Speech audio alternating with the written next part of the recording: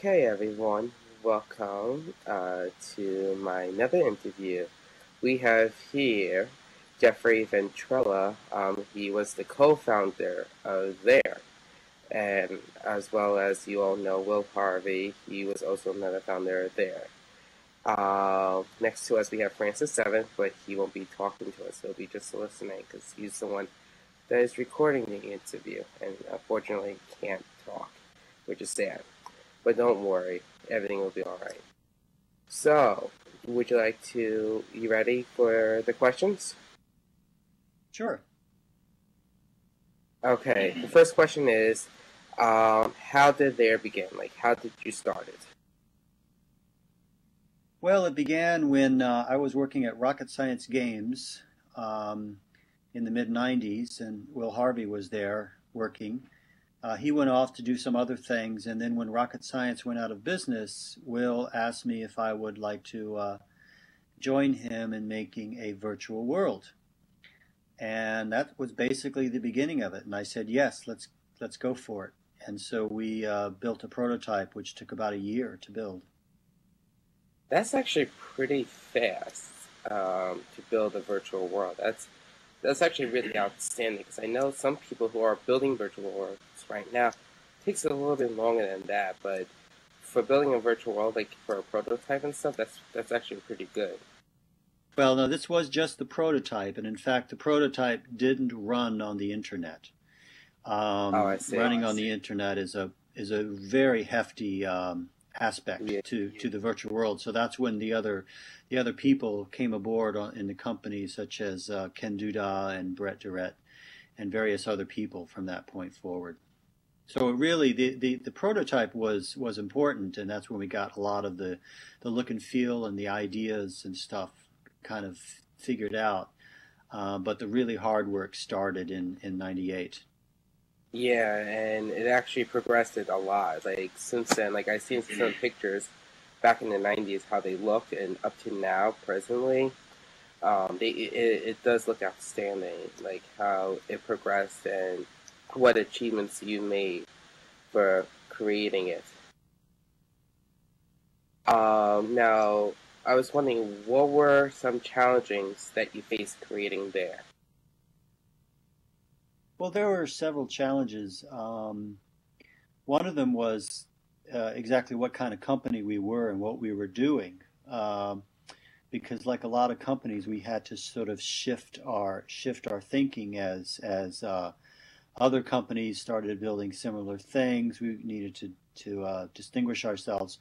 We decided after kind of debating of whether we were a game versus an open-ended virtual world. Actually, Will and I were more inclined to think of it as an open-ended virtual world. Although when we first started, because of Will's game background, we were thinking of it as a world of many interrelated games. So it would be like a meta game or a world filled with games that people can create on their own.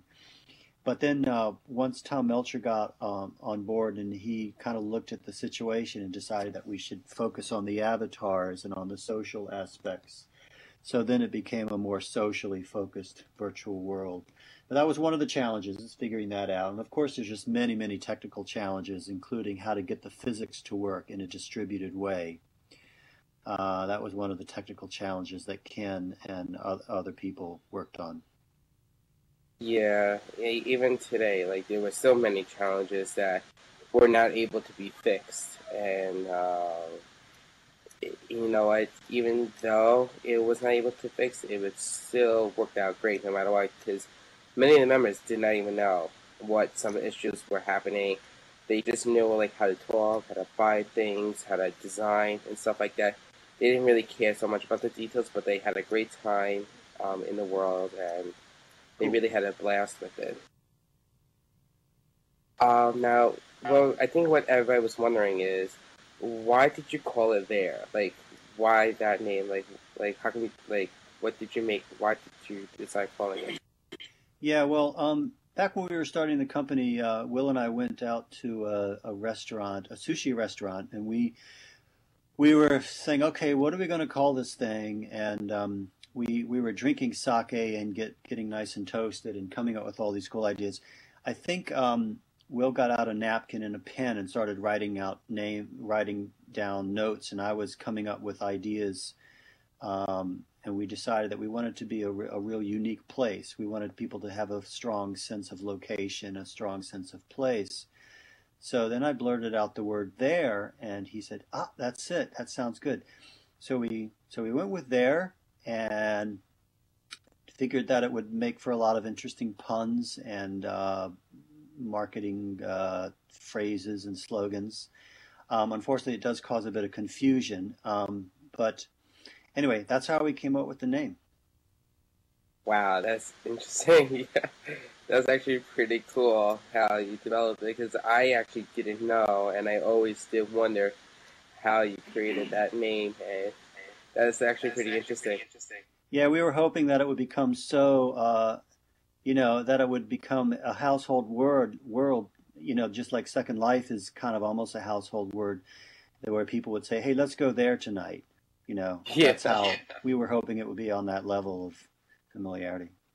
yeah, and actually that's pretty funny. I tell my friends sometimes like I'm going on to there, and they're like, "What?" You know what I mean? It's actually pretty funny using like a Yeah. word that's like meant in a sentence, and you translating it into an actual virtual world thing.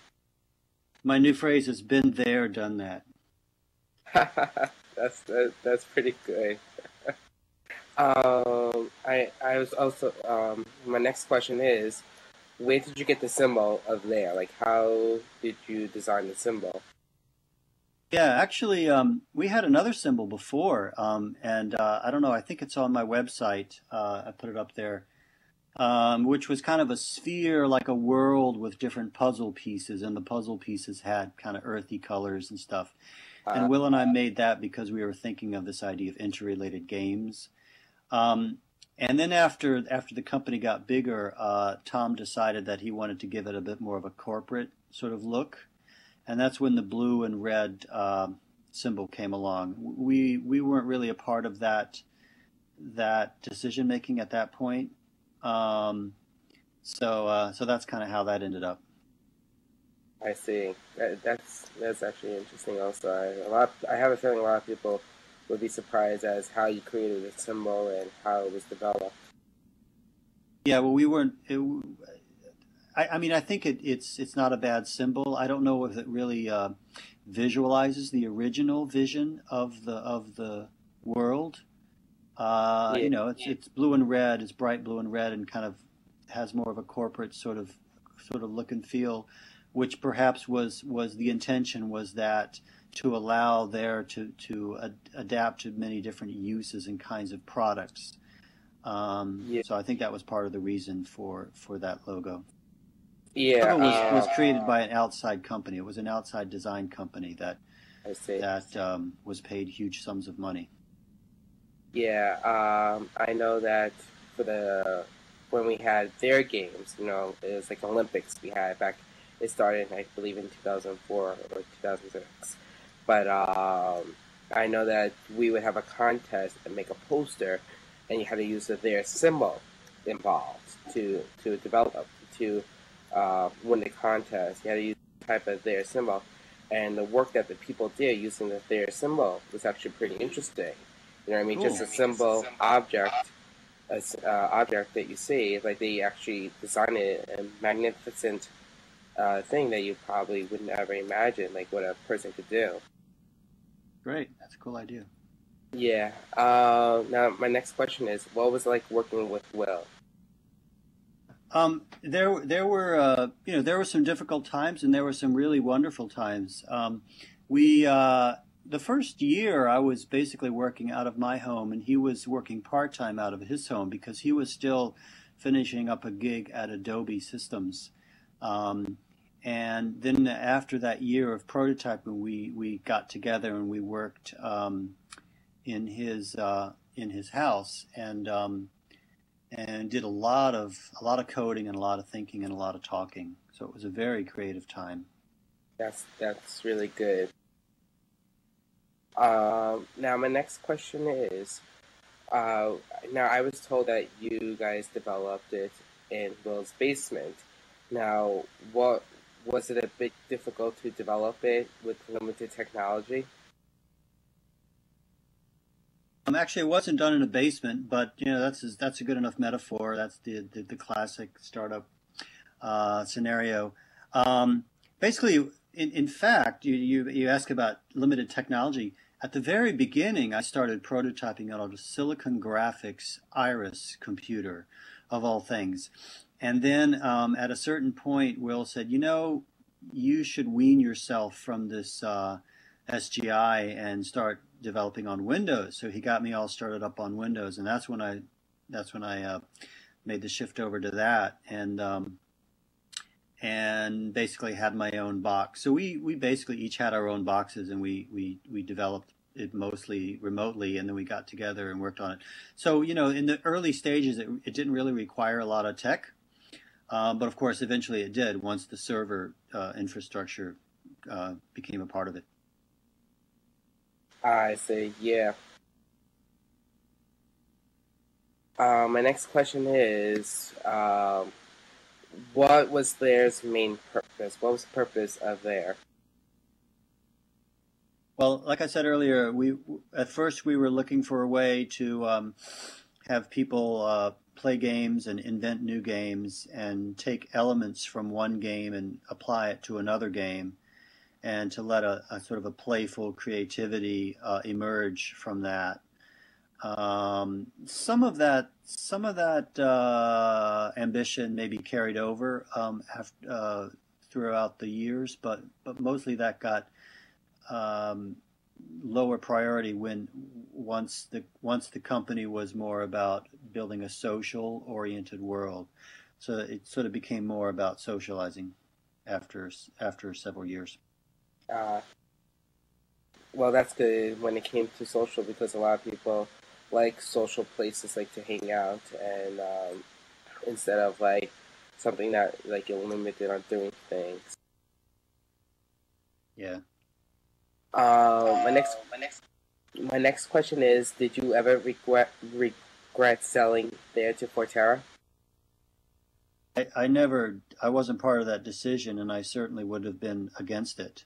Um, it happened right. I can't remember whether it was right before or right after the Iraq invasion, which I was not in favor of, and so I kind of had a negative feeling about things at the moment at that time. So that wasn't my decision. Uh, yeah, it was pretty sad after 2006 with the Black Friday. But thank goodness, I mean, Michael Wilson did keep it on for a couple more years, and even though it did close eventually, but we were still lucky that there was still growing and still being more populated. Actually, I remember now. I think the Forterra thing was considerably after I mentioned the Iraq era. That was when there kind of got its little military branch happening. I think that's what I was referring to, which Uh, then sort of resulted in Forterra. I see now. Okay. Uh, Now, my next question is, what kind of projects have you been working on after leaving there? I've been doing lots of different things. I worked at Adobe for a while, doing JavaScript for 3D graphics on Acrobat, and then I worked at Linden Lab for 2 years, uh, and various other projects. I recently have been working on a book, which is about a lot of the avatar work that I've done at there and Linden Lab. So I've been very busy. Nice. Now, since you mentioned about Linden Labs, now I was told that you developed the avatars puppeteering in Linden Labs. Now, what did you use it for, and what is avatars puppeteering? Yeah, well, this is actually something that it's an idea that I explored way back at there.com when Will and I were looking at some of the early physics systems. to create an avatar that has a lot more motion vocabulary using some physics. And in fact, some of the same physical techniques were used in the Flexies, which I built at Linden Lab earlier, which is what my tentacles are made of. And the Flexies is Nice. basically just sort of saying we have too many rigid, clunky prims. We need to have some flowing motion. And so I invented the Flexi technology, and then a guy named Tom Yadweb took that and sort of helped integrate that into the system. So now Flexi is a big part of what Second Life users are using. And also, it was similar to the puppeteering technique that I made, which I called physical avatar. Basically, it takes the avatar and turns it into a ragdoll, but without the gravity part. So your avatar is there, kind of floating in space, and you can pose it in different ways and then save the poses. Potentially as a way to create animations that are appropriate for the scenery. Part of the idea was to build animations for your avatar without having to leave Second Life and build it in a separate application. You can do it all in world. But another reason, and probably the most important reason for the puppeteering project, was to create body language while you're talking, so that you'll be able to just move parts of your body to create subtle messages as you're talking, which is a project that I've sort of been trying on and off for several years, and it's described in my book. Nice. Yeah, those tentacles are pretty funny, like how they're moving and stuff, and they're pretty cool. Now I know you probably can't say this, but could you give us like some basic things, like the projects that you're working on now? Well, I was doing a project. I might be doing a little bit more of it at some point, but on and off, I've been working on an iPad application with some guys down in Palo Alto, and I might be doing a project with Ted Nelson, who's one of the early visionaries of the internet. And also, I've been talking to Will about possibly doing a project. And like I said, I'm working on a book. I actually have got two book prototypes done, and I can send you links to all of these things, and you can post them if you want, along with this interview. Awesome, that would be great. That would be awesome.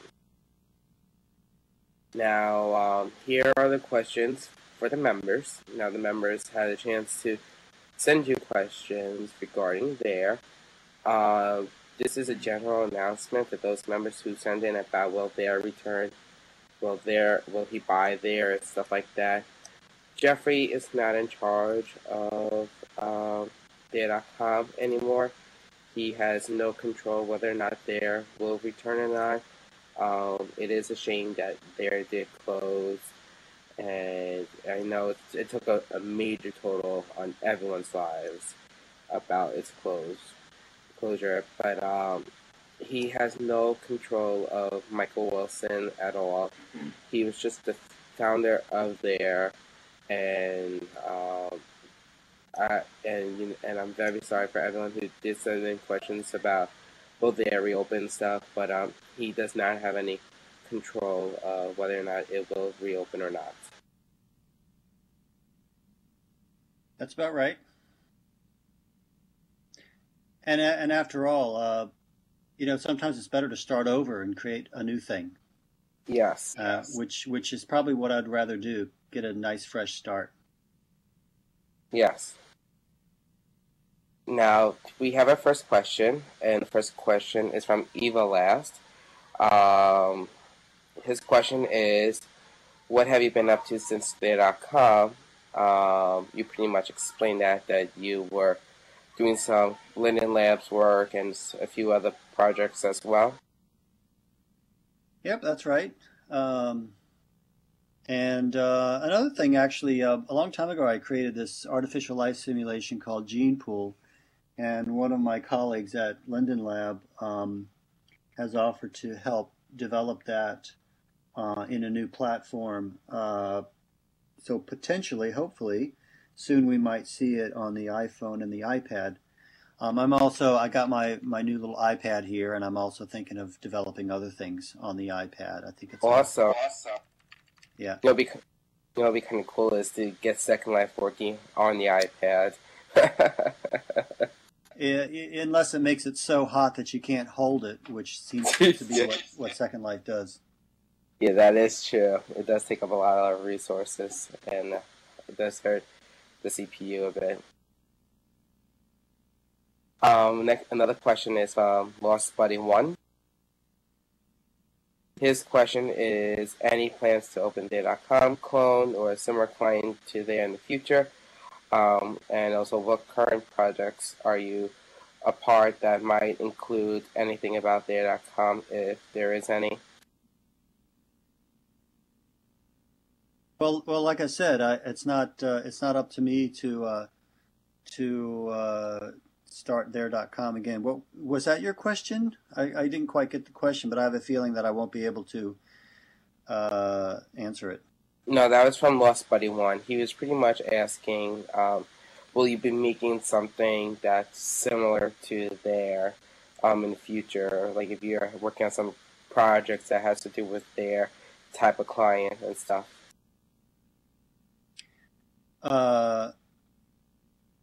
Possibly. It all has to do with whether there's money.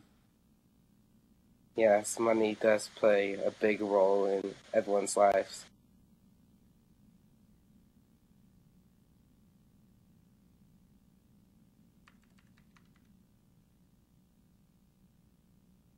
Okay.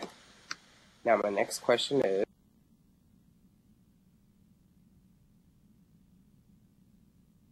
hold on one second. Sorry about that. Okay, this question is from JS1, and his question is, if not, will you be creating another world like of there? And we pretty much answered that he can't really say anything at all.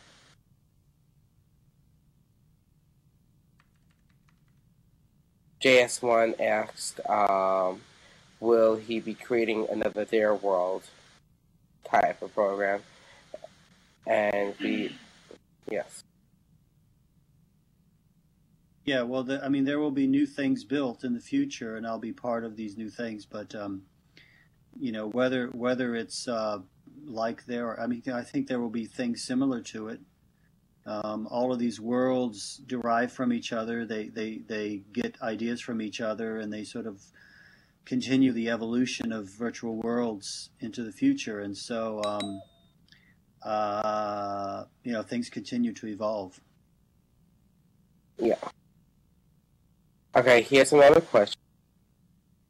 This question is from, sorry if I cannot pronounce it well, Del McNancy 2004. He's been with there for 4 years.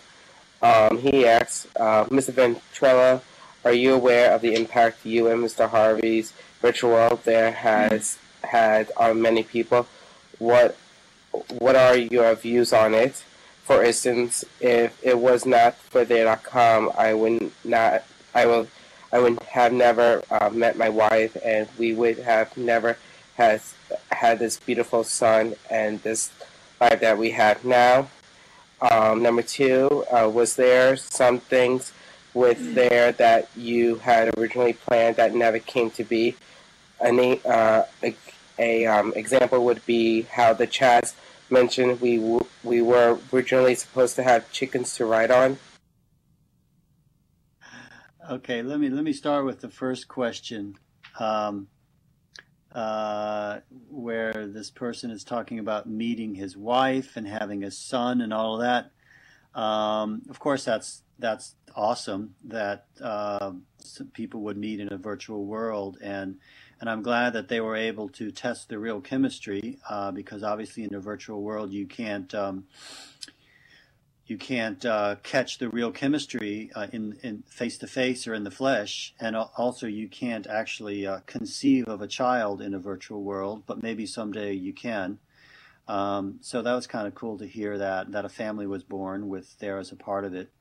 I do know that with Second Life, some of the people I worked with have had whole parts of their lives interwoven between the virtual and the real, and that's kind of cool. And what was your second question? There were three of them, I think. It was a two question. The second question was there some things with there that you had originally planned that never came to be? Like, for example, how the Chaz mentioned we were originally supposed to have chickens to ride on? Yeah, well, first of all, there were many, many things that we even prototyped and talked about and spent some time working on, possibly to develop into features, and they were never made. But such is the nature of startup companies and innovation. And yeah, there was a lot of people in the company who had a very healthy sense of humor, and they were wanting to push the absurd limit as much as they could. So the idea of having chickens instead of horses, giant chickens, was a really fun idea, and I'm sorry that never happened. That would have been so cool. Yeah. But who knows, maybe in the future, if you do work on something, maybe we could do have chickens to ride. Yep, I have very many friends who are chickens, and so I'm all in favor of that. Awesome. Another question is from Emma Warbridge. She was a member for 3 years. Would you ever work towards making another virtual world with lifelike physics like there.com? Sure. Give me some money and I'll do it in a heartbeat. If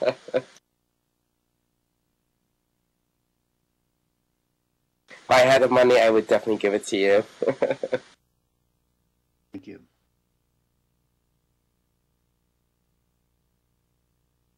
Okay, here's actually an interesting question. This one's from Timothy Worley.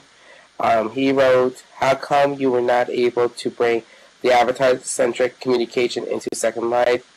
Now, this is sort of what we're supposed to be talking about there, but I guess we could drift off a little bit off to Second Life. And, like, for example, the default walk, stand, and run animations are in desperate need of a makeover. How come you didn't invent a virtual cat for there? Okay, well, the first question is, well, when I did join Linden Lab, Philip and Corey and the others were in favor of me working on the avatar system. But as it turns out, Linden Lab continued to have lots of problems with server crashes and basically lots of infrastructure problems and UI problems, and these were very high priority. And I actually had various people in the company that were working with me over the years on various avatar features, but those kind of got set aside at various points in time because of higher priority problems. When the server crashes and the virtual world goes down, that's important. So the company was really focused on those things. And I think that, when I was at there.com, we were committed to making avatar-centric communication. That was our centerpiece. And at Linden Lab, the centerpiece, I think, for Linden Lab was something different, or is something different. It's a lot more about generating user-generated content and the whole virtual economics and so on and so forth. So the avatar stuff never quite got high enough in priority to get all of the resources that it needed. Yeah. And the second question was, how come you weren't able to make the virtual cat for there? Are you referring to a prototype that I made of a cat, or is that just asking, was there a cat? Because I did work on a cat Oh, you prototype. did? Yeah, it was quite awesome. In fact, it's very cat-like. Yeah, I would have loved to have that in there. In fact, I still have the code. Yeah, don't share it to Michael Wilson. That's all right. I've got it tight in a box here at home. That's good. Yeah, because a lot of people were begging for cats like for years. Like, we want cats, we want cats. Well, actually, in fact, pretty much all the code that I wrote is somewhere on a disk somewhere. So I'm sure Mike Wilson has it. Um, but yeah, I mean, if there are dogs and if you're a cat person, you're going to be like, well, where are the cats, right? Yeah. Here's a question. Go on. Go ahead. What were you saying before? Just going to say, if you're a giant chicken person, you'll want a giant chicken as well. So, you know. Yeah, that's true. This question is from Francis7. His question is, at what point was the avatar sex change feature removed from there, and why? Actually, I'm not aware of a sex change feature, although I do know that when I was prototyping the avatar and creating a whole genetic system for the avatar's features, which never really got implemented to the degree that I wanted it to, I had a very extensive avatar customization system starting. It was crude, but I think the idea of using a kind of a genetic base with the potential for breeding could have been very powerful. And in fact, when I was doing this, I realized that it was actually easier in some ways to not have a sex gene, to just let the gender of the avatar be a matter of setting parameters in certain ways.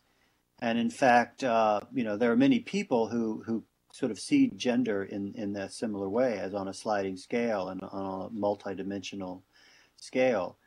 And I think to hardwire that, it makes sense in most cases, but it would have made for some very interesting fluid dynamics. But actually, I'm not aware of any change, sex change. I think I remember now. You know, my memory is vague because it was a long time ago, and it was 6.5 years of working on it. But I think I remember somebody saying, "Hey Jeff, will you make an audio sound for the sex change?" And I was like, "Wow, that's a cool project, an audio sound for a sex change." And I actually made a WAV file that represented a sex change, and it was kind of groovy, kind of metaphysical, and there's a little twinge of pain in there as well.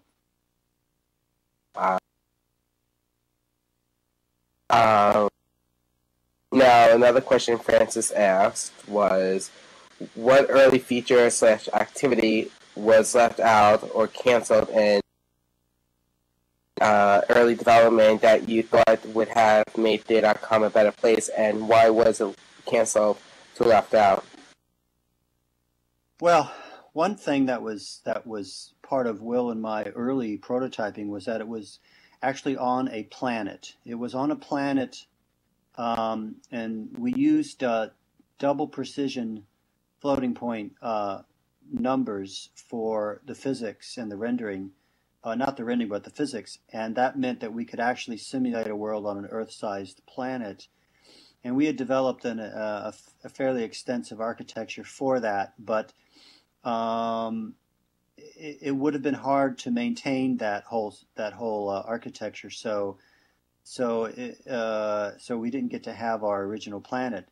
That would have been very cool because we would have had a whole a plan of populating different continents and islands and so forth. And also, once you have a planet, you've got the potential for some amazing weather and astrology and so on and so forth. So that was regretfully never part of the product. It's a shame, though. But who knows, you know what I mean? You still have the files, you still got everything. But you know what I mean? You can still use it in the future if you decide. You can still use it in the future if you ever decide to make another virtual world or something like that. Yep. I do want to add something about the planet. Now, when you created there, since I think this is the only virtual world that could do it that I am aware of, now you made the virtual world a way that we are able to drive our buggies around the world without having to teleport. Now, in Second Life, or if you go to, let's say, V-Side, you can't do that. at all. You have to physically teleport to places. Now, how did you get that kind of development done? Because that's actually pretty unique to see that, to actually drive around the whole world. Uh, I'm not exactly sure what you're referring to. You mean you can drive your buggy around the world?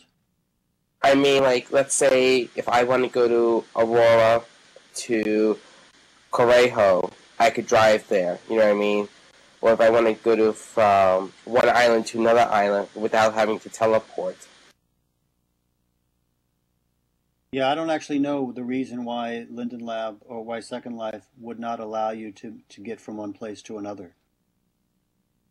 Yeah, like as Francis Seven just said, like that. The reason why we called it there because it's a continuous and contiguous space. You can move from one place to the other like in the real world, and that was important when we were developing it. Yeah, that's what I meant. Like how you were able to make it where that you didn't need to teleport to places, that you could just drive to a location. Well, it requires a lot of technology. So when you pass over one sim or one region that's controlled by a server or a set of servers, the server has to hand over all of the assets and the communication and the physics over to the contiguous server, and that requires quite a bit of technology. And in fact, I think I remember in there.com things would kind of glitch, like if you Yeah, drove your buggy over a sim line. yeah. Sometimes when you drive over another server, uh, you would get like a black screen, like for about a couple of seconds, and then it would pop right back in pretty fast. But that was like certain sectors were doing that. It wasn't like every sector. It was some of it, and it wasn't really too bad though. Well, the whole technology for doing that is getting simpler and easier and more high tech all the time, and so it's getting to the point where if you want to build a virtual world, you go and you hire uh, a grid. You just sort of go get an off the shelf grid and run your sims, and it's going to be much simpler in the future. Yeah. Okay. Another question is this one from Surfboard. Did you ever think that There.com would be that popular? Most of the time, we tried not to have any particular expectations. I think it's best to say this could either flop tomorrow or it could become the biggest thing since sliced bread. So we just, you know, we were hopeful but not too optimistic. Yeah.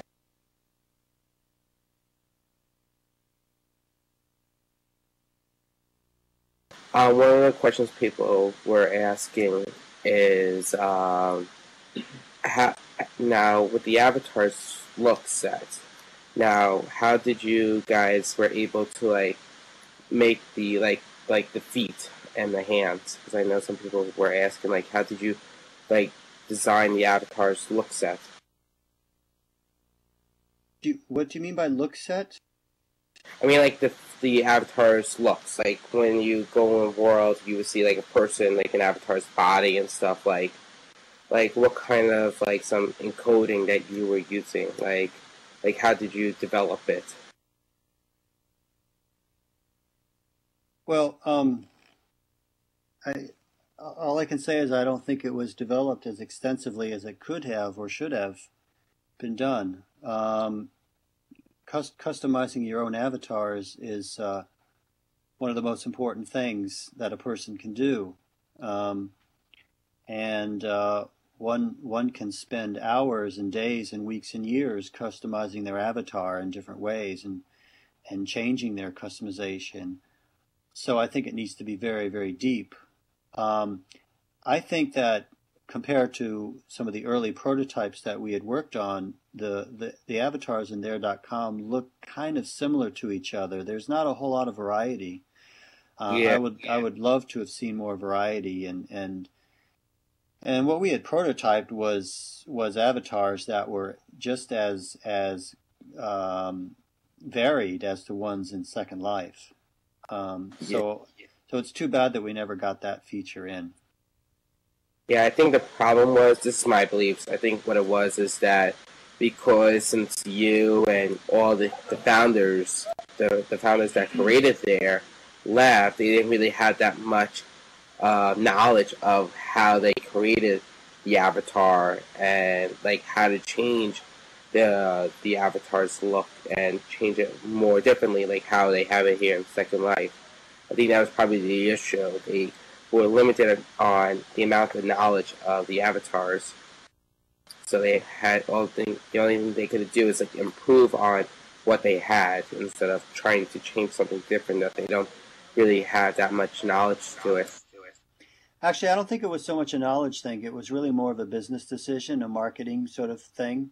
Um, Uh, you can build a virtual world like Burning Man, or you can build a virtual world like Disneyland. And I would have been more in favor of a little bit more of the Burning Man quality, but it turned into be a little bit more like Disneyland. yeah.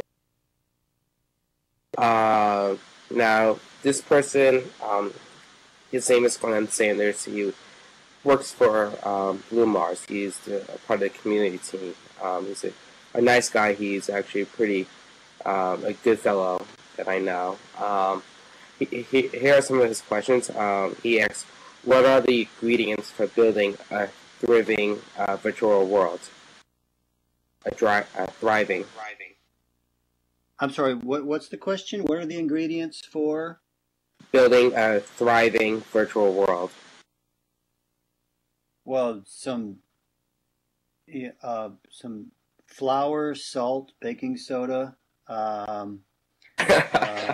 bit of safflower oil. Well, the ingredients you can't list the ingredients like you can in a recipe.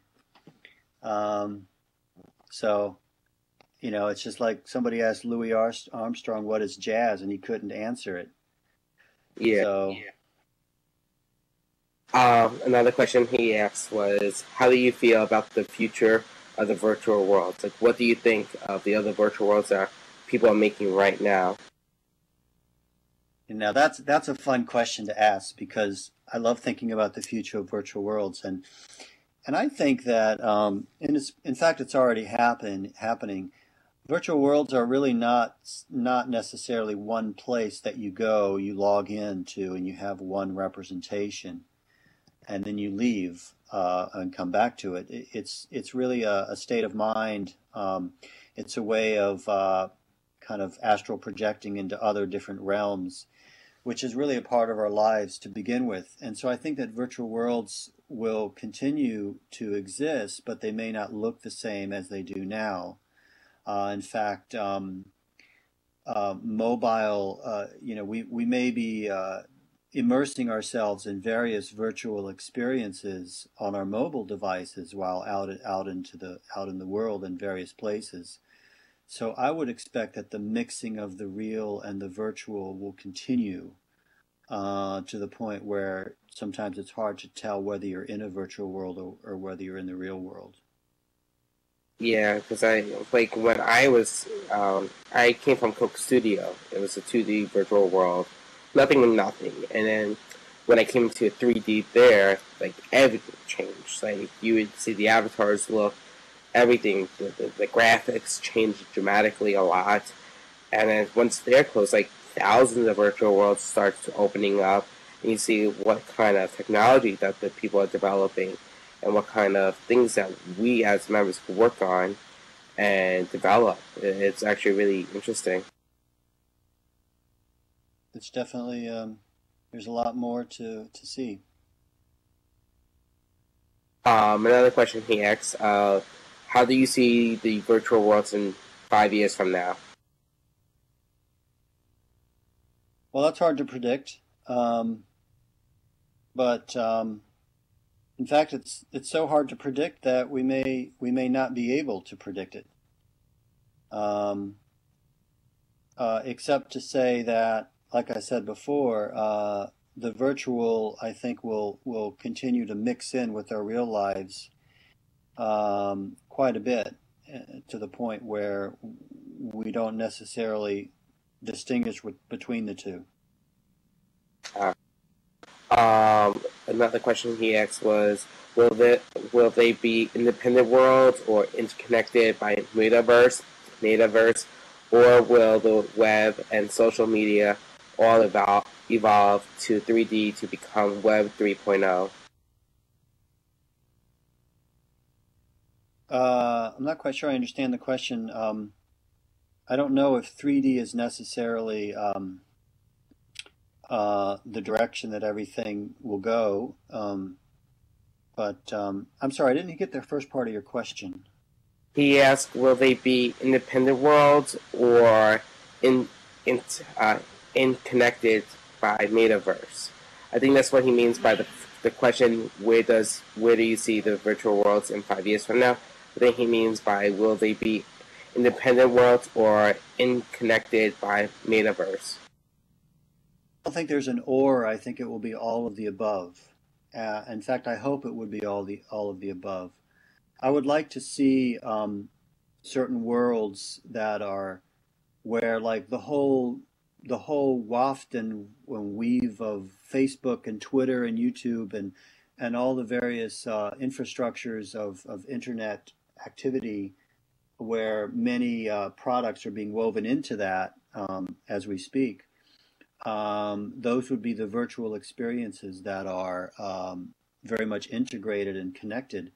But at the same time, there should be isolated, self-contained virtual worlds that are particular to a certain use and very, very efficient for a particular use and activity. So I would think all of the above, all the different variations of virtual worlds will evolve. At least I would hope so. I completely agree with you with that. This question's coming from another person. He asked, for people who are continuing developing a 3D virtual world, what are the key components of having a successful virtual world? Well, I think these days it's social networking is kind of important to figure out, and not necessarily 3D computer graphics. I think that now people are accustomed to the idea that you can have many different kinds of virtual worlds. Some are super realistic, some are not very realistic, but they kind of need to have some social component to them, otherwise they become lonely places. So I think that's an important ingredient. Thank you.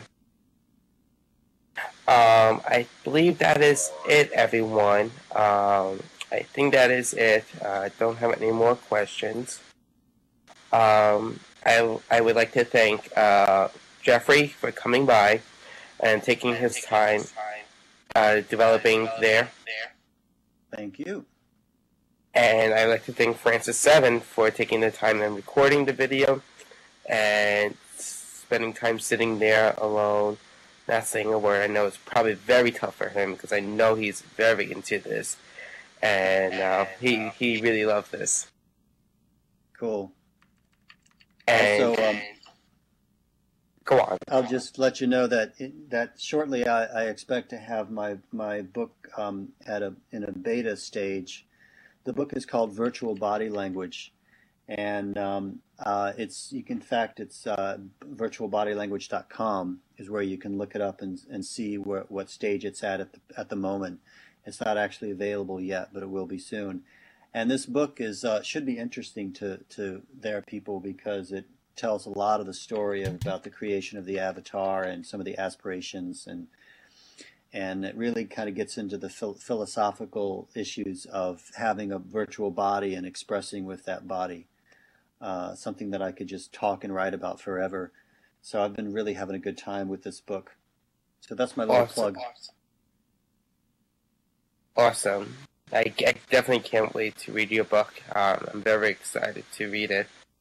I I definitely want to thank you personally and Will Harvey for developing there. I think without you and Will developing there, we would not be here today, and I would not have met Francis or any other of my friends. And you guys have done a wonderful job.